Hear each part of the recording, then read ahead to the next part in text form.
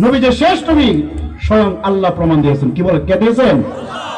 আল্লাহ তাআলা বলেন, মা কানা মুহাম্মাদুন আবা আহাদিম মির রিজালিকুম ওয়ালাকির রাসূলুল্লাহি ওয়া খাতামান নাবিয়্যিন। মুহাম্মদ সাল্লাল্লাহু আলাইহি ওয়াসাল্লাম তোমাদের কোন পুরুষের পিতা নন, ওয়া খাতামান নাবিয়্যিন।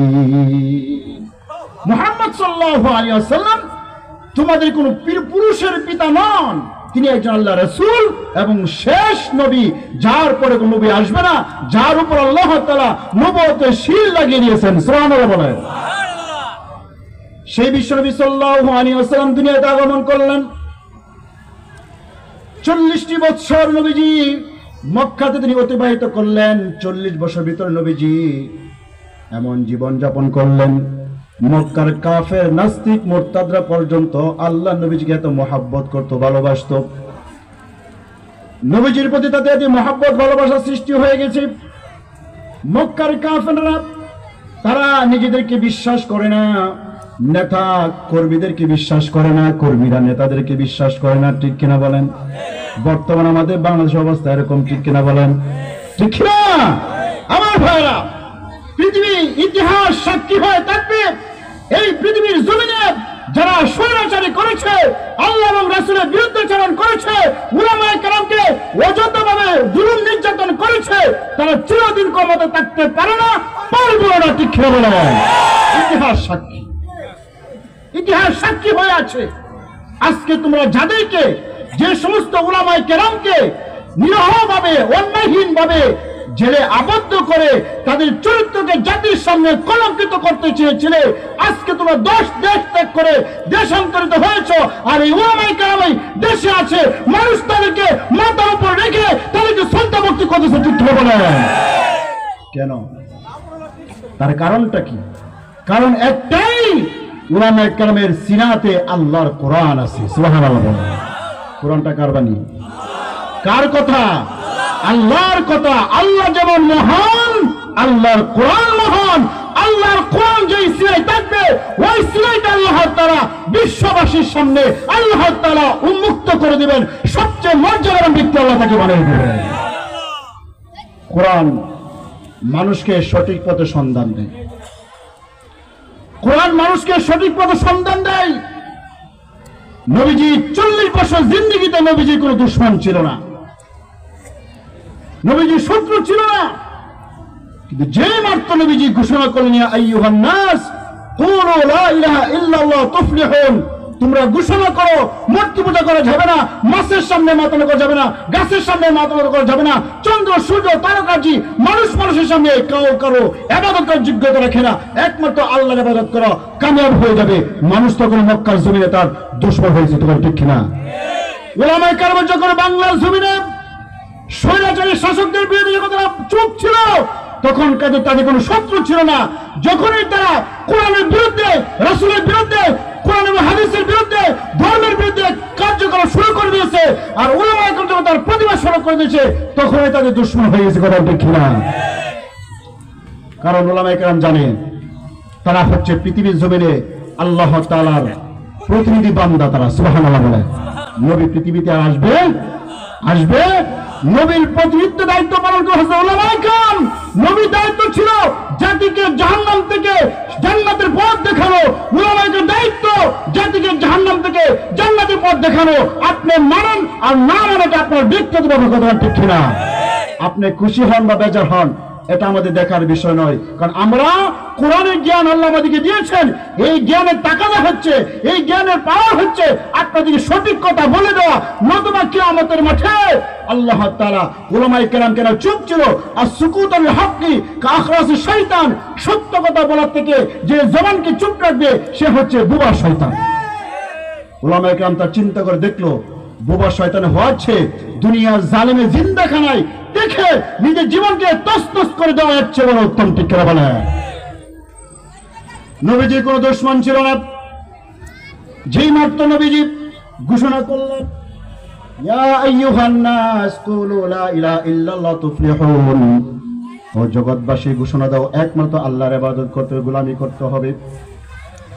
নবীজি যখন এই ঘোষণা দিলেন, নবীজির ঘোষণা শুনে সর্বপ্রথম যেই লোকটা নবীজির বিরুদ্ধাচরণ করেছে সে ছিল নবীজির আপন চাচা আবু লাহাব। অথচ আবু লাহাব নবীজি যখন দিনে আগমন করলেন সবচেয়ে বেশি আবু লাহাব সে সন্তুষ্ট হয়েছিল, খুশি হয়েছিল।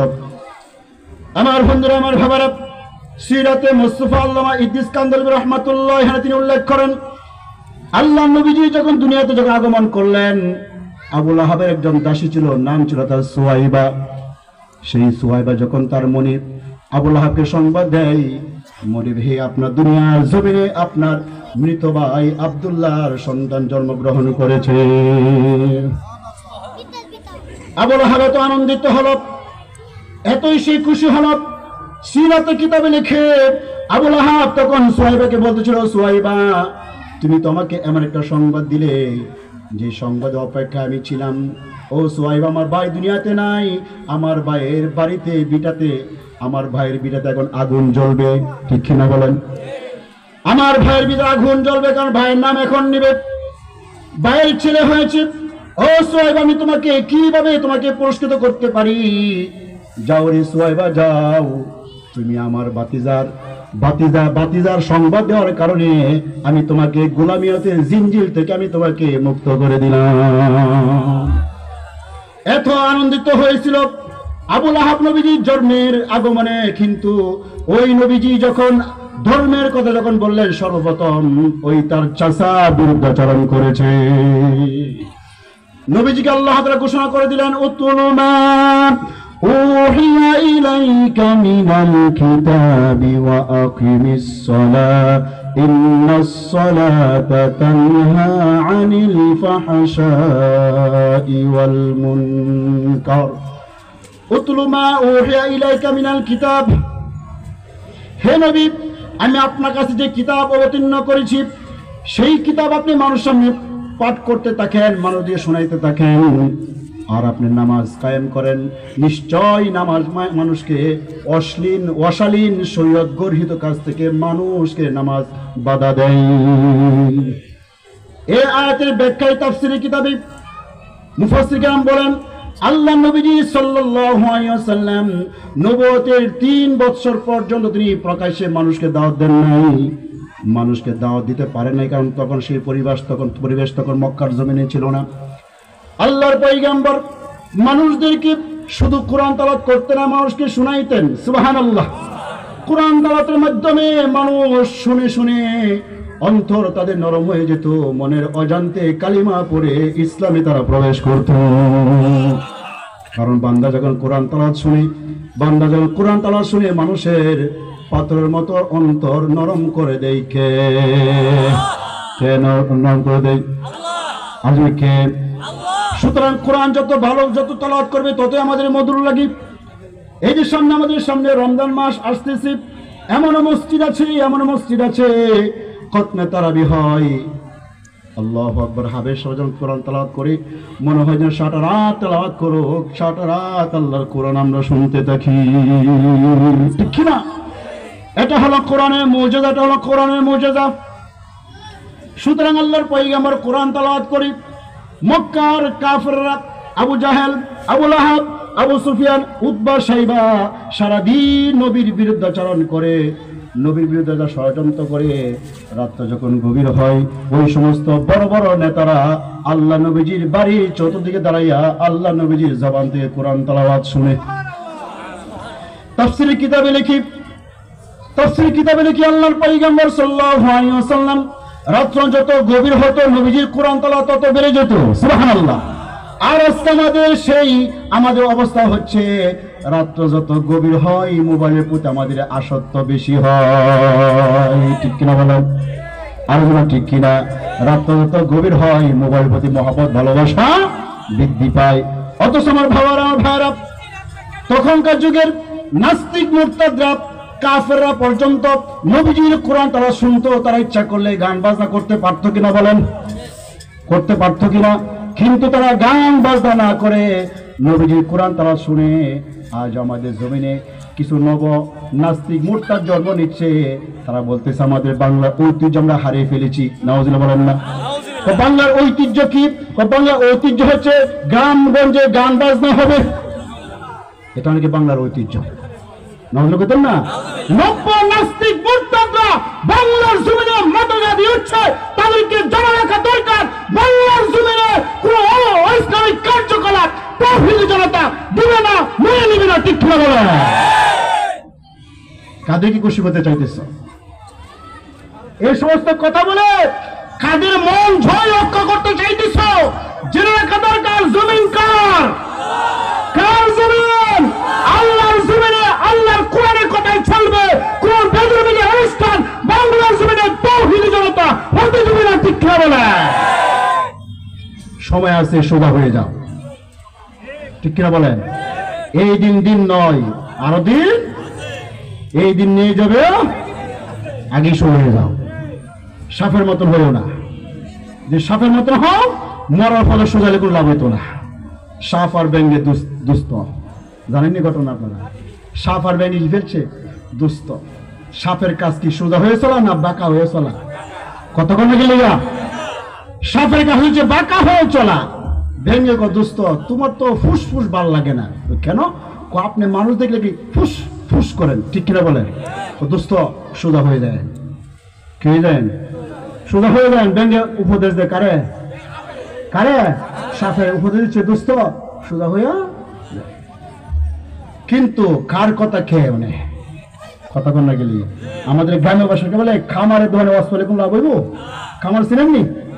চিনেন তো? দাও খন্দি যারা বানা তার খামার বলে, কাজের শেষে সে টাকাই চাইবে, কিন্তু কথা শুনে না। একদিন দেখা যাচ্ছে ব্যাংক তো আর দোস্তের সাক্ষাৎ পাইতেছে না, তো গিয়া দেখে আমাদের বুড়ো কেতে লাইল, আমরা লাইল কই, আপনার কি কন? লাইলি কই। এই লাইলে সুন্দর করে শুয়ে আছে লম্বা হইয়া। ব্যাংকে তো ব্যাপারটা কি? দোস্ত একবার সোজা ব্যাপার কি দোস্ত? কবে থেকে এরকম সুন্দরভাবে আপনি চলাফেরা শিখতে আপনি অভ্যস্ত হলেন? দোস্ত কোনো কথা নাই, কাছে গিয়ে দেখে দোস্ত একবার মরা হইয়া সোজা হয়ে দিচ্ছে। ব্যাপারটা হলো কিছু সংখ্যক ছেলেরা ওই দিকে যাচ্ছিল, তখন তাদেরকে দেখে সাপ তো ফুস করছিল। তো ছেলেরা সামনে তো বুঝে নেই, ফোলাফান তো ফোলাফান, ঠিক না? ঠিক। লাঠি চূড়া দিয়া সাপকে মেরে লম্বা করে শোয়া তুই দিচ্ছে। দেখবি এখনো ছেলের এরকম অভ্যাস আছে না নাই? লম্বা করে শোয়া দেয়। ব্যাংকে দোস্ত সোজা তো হইলি নেই, সময় থাকতে সোজা হইলেন না, মরে গিয়ে সোজা হইলেন। কথা ঠিক না? তোমাদের সময় আছে, কথাকে মেনে নাও। কোন হাদিসের কথা চলবে না যে সোজা হয়ে যাও, এমনিতে সোজা হয়ে যাও। মতমত তোমাকে দেশান্তর করে ওলামায়ে কেরাম তাওহীদি জনতা তোমাদেরকে সোজা করতে বাধ্য হবে। কথা ঠিক কিনা? নবীজি কোরআন তেলাওয়াত করি, আবু জাহেল, আবু লাহাব, উতবা, সাইবা, আবু সুফিয়ান নবীজি কোরআন তেলাওয়াত শুনি। নবীজি কোরআন তেলাওয়াত বন্ধ করে দেয়, গভীর রজনী পর্যন্ত নবীজি কোরআন তেলাওয়াত শুনতে থাকি। আমার বন্ধুরা, আমার ভাইরা, ইতিমধ্যে মক্কার কাফেরদের মধ্যে গুঞ্জন শুরু হয়ে গেল। মুহাম্মদ আরবি যেভাবে সে কোরআন তেলাওয়াত করে, মানুষ তার প্রতি যেভাবে ভিড়তেছে, তার প্রতি মানুষের যেভাবে মহব্বত ভালোবাসা বৃদ্ধি পাচ্ছে, এরকম যে দিন যাইতে যায় আর চলতে থাকে, এমন একটা দিন আসবে মক্কার জমিনে আমাদের নেতৃত্ব চলবে না। সুতরাং আবু জাহেল, আবু সুফিয়ান, উতবা, সাইবাকে নিয়ে পরামর্শ শুরু করে দিল। বলতেছেন নেতাজি, আপনারা আমাদেরকে পরামর্শ দেন, আমরা কি করতে পারি? মুহাম্মদ এমন মধুর কণ্ঠে কোরআন তেলাওয়াত করে, মানুষের কথা কি বলবো, আমরা নিজেরই তো পাগল হয়ে যাই। সুবহানাল্লাহ। এমন কণ্ঠ আল্লাহ নবীকে দান করেছিলেন, এমন কণ্ঠ দান করেছিলেন, না জানি নবীজি কেমন সুন্দর, নবীজির কণ্ঠ আল্লাহ কত সুন্দর দান করেছিলেন। নবীজি সৌন্দর্য দেখে মানুষের যাদের প্রতি নবীজির প্রতি মহব্বত ছিল, সাহাবায়ে কেরাম বলেন আমাদের যখন ক্ষুধা লাগতো, আমাদের ক্ষুধার যখন অনুভব হতো, ঘরে কোনো খাবারের ছিল না, একদিন দুই দিন সপ্তাহ চলে যেত, আমাদের ঘরে চুলায় কোনো আগুন জ্বলতো না। যখন নবীজির কাছে যখন যেতাম, আল্লাহ নবীজি নুরানি চেহারা দেখে আমাদের ক্ষুধা নিবারণ হয়ে যেত। নবীজি দুই আপন নাতি হাসান হুসাইন বলেন, আমাদের ঘরে সপ্তাহ চুলাতে আগুন নেই, আগুন জ্বলতো না, ঘরে খাবার ছিল না। আমাদের মা ফাতেমা রাদিয়াল্লাহু তাআলা আনহা তিনি আমাদের খাবার দিতে পারতেন না। তখন তিনি বলতেন, ও হাসান হুসাইন, আমার ঘরে খাবার নাই, খাবার নাই, তোর নানার বাড়িতে যা, হতে পারে তোর নানা তোদেরকে কিছু খাবার দিবে। হাসান হুসাইন বলি, আমরা যখন গভীর আগ্রহ নিয়ে নানার বাড়িতে গেলাম, নানা বাড়ি যাওয়ার পর নানা আমাদেরকে খাবার দিবে মনে একটা আশা আকাঙ্ক্ষা ছিল, কিন্তু দেখা যায় নানার নুরানি চেহারা দেখে আমাদের খাবার ক্ষুধা যখন নিবারণ হয়ে যেত। এমন সুন্দর অধিকারী নবীজি ছিলেন। আর সেই সময় নাস্তিক মুরতাদরা আবু জাহেল আবু লাহাব নবীজিকে তারা চিনে না, কিন্তু বনের পশু নবীকে চিনতে ভুল করে নাই, গাছে নবীকে চিনতে ভুল করে নাই, পাথর নবীকে চিনতে ভুল করে নাই, চন্দ্র সূর্য গ্রহ নক্ষত্র আল্লাহ তাআলা মাখলুকাত যত সৃষ্টি করেছেন কোনো কিছুই নবীকে চিনতে ভুল করে নাই। কিন্তু মানুষ হয়ে নবীকে চিনল না, এর চেয়ে হতভাগা, এর চেয়ে দুর্ভাগা পৃথিবীর জমিনে আর কারো হতে পারে না। আমার বন্ধুরা, আমার বাবারা, আবু জাহেল পরামর্শ করতেছে এখন কি করা যায়। তখন পরামর্শ মাঝে কি সিদ্ধান্ত হয়ে গেল, নেতাজি আপনি তো নেতা, মক্কার লিডার, আপনার কথা সবাই মানতে বাধ্য, ঠিক কিনা বলেন? আপনার কথা সবাই মানতে বাধ্য, আপনি ঘোষণা করে দিন আগামীকাল থেকে আর কেউ মুহাম্মাদের ঘরে মুহাম্মাদের মুখের কোরআন তারা শুনতে পারবে না, আপনারা ঘোষণা করে দেন। এরপরে যদি কাউকে দেখা যায় কোরআন তালা শুনতে যায়, তাদেরকে আমরা কঠিন ভাবে শাস্তি দিব, এমন শাস্তি দিব আর কেউ ভুলেও মুহাম্মাদের মুখের কোরআন তালা শুনবে না। সকাল যখন হয়ে গেল আবু জাহেল মক্কার জমিনে সমস্ত যুবকদেরকে একত্রিত করলো, মানুষদেরকে একত্রিত করলো, বলতেছে, ও আমার প্রাণের লোকেরা, ও আমার গোত্রের লোকেরা, অবশ্য তোমরা জানো মক্কার জমিনে আব্দুল্লাহর এতিম ছেলে মুহাম্মদ যে নাকি নিজেকে নবী দাবি করি, আমাদের বাপ দাদা ধর্মের উপর চুনকালি মেখে আমাদের বাপ দাদাকে মন্দচারী বলে, মূর্তিকে মন্দচারী বলে নিজের ধর্ম সে প্রচার করতেছে, এক আল্লাহর গোলামি করার মানুষকে নির্দেশ দেয়। আমি শুনতে পেরেছি তার উপর নাকি কোরআন নাজিল হয়, আর রাতের গভীরে কিছু সংখ্যক মানুষ মুহাম্মাদের মুখের কোরআন তারা শুনতে যায়। আমি শুনতে পেরেছি, সাবধান করে দিলাম, আগামীকাল থেকে আর কেউ মুহাম্মাদের মুখের কোরআন তারা শুনতে পারবে না। কয় নম্বর বাটপা? বাটপারে কোনো শেষ নাই, এর কোনো নাম্বার নাই, নাম্বার ছাড়া বাটপা, ঠিক না বলা? নিজেই তো কাম করে, ঠিক না বেটি? নিজেই কাম করে, আবার সে মানুষকে বলতেছে এ শুনছে উনে না, ঠিক না বেটি? আমার বন্ধুরা, আমার ভাবারা, দ্বিতীয় দিন রাত্র যখন হয়ে গেল, রাত্র গভীর হয়ে যাচ্ছে, আবু জাহেল তার বাড়িতে শুয়ে আছে, কিন্তু শুলেও তো তার ঘুম হচ্ছে না, তার ঘুম আসতেছে না। আবু জাহেল বিছানার মধ্যে চটপট করতেছে, নাড়াচাড়া করতেছে, মানুষের রোগাক্রান্ত হয়ে গেছে। স্ত্রী বলে, স্বামী হে, আপনার কি হয়েছে, আপনাকে এভাবে নাড়াচাড়া করতেছেন, তার কারণটা কি? ডাক্তার আনবো কিনা, আপনাকে চিকিৎসার ব্যবস্থা করবো কিনা? আবু জাহেল বলে, স্বামী ও স্ত্রী না, আমার কোনো রোগ হয় না, আমার কিছু হয় না, তাহলে আপনাকে এরকম করতেছেন, তার কারণটা কি? আবু জাহেল বলে, স্ত্রী তুমি জানো না, আমি তো মক্কার আজকে ঘোষণা করে দিয়েছি, আজকে কেউ মুহাম্মাদের মুখের কোরআন তো শুনতে পারবে না, আমি নিজেও যাইতে পারবো না। আমি যতক্ষণ পর্যন্ত মুহাম্মাদের মুখের কোরআন তালা শুনবো, ততক্ষণ পর্যন্ত আমার চোখে তখন আর ঘুম আসবে না। কাফেররা পর্যন্ত কোরআন তালাওয়াত না করে, কোরআন তালাওয়াত না শুনে তারা ঘুমাইতে যাইতো না। আর আমরা কেমন মুসলমান হলাম, কোরআন তালাওয়াত তো দূরের কথা, নামাজ না পড়ে আমরা মুসলমান ঘুমাইতে, এই কথা বলতে কিনা ভাইও? নামাজটা হচ্ছে আল্লাহ তাআলার ফরজ বিধান সমূহ থেকে একটা গুরুত্বপূর্ণ বিধান হচ্ছে নামাজ, কতক্ষণ ঠিক কিনা?